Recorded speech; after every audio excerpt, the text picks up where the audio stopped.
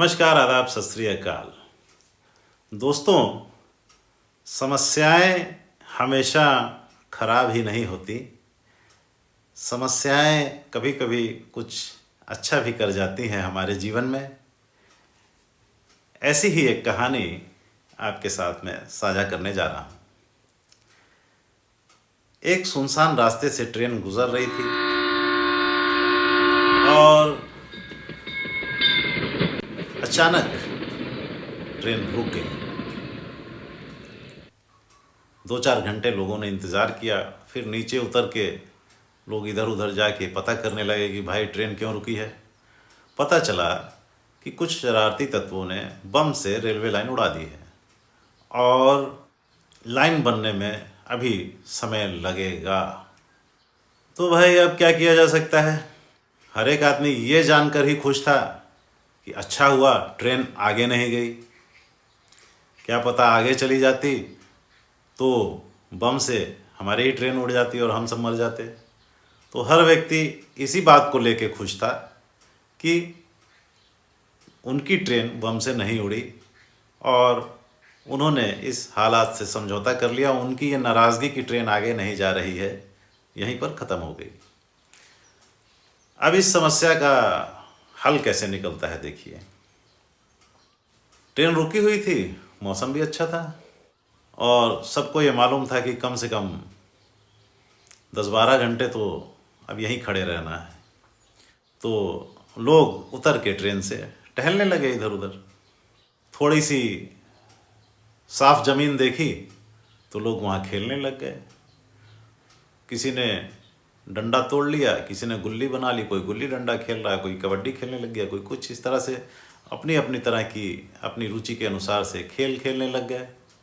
किसी के पास बॉल थी तो उसने डंडे से बैट बना लिया, क्रिकेट खेलने लग गए। कई स्त्री पुरुषों की आपस में दिलचस्पी जाग गई, एक दूसरे से बातें करने लग गए। बात ये कि सब लोगों की आपस में किसी न किसी तरह जान पहचान हो गई और जो खाने का सामान उनके पास था सब ने मिल बांट कर थोड़ा थोड़ा सबसे मिल के बांट कर खाया।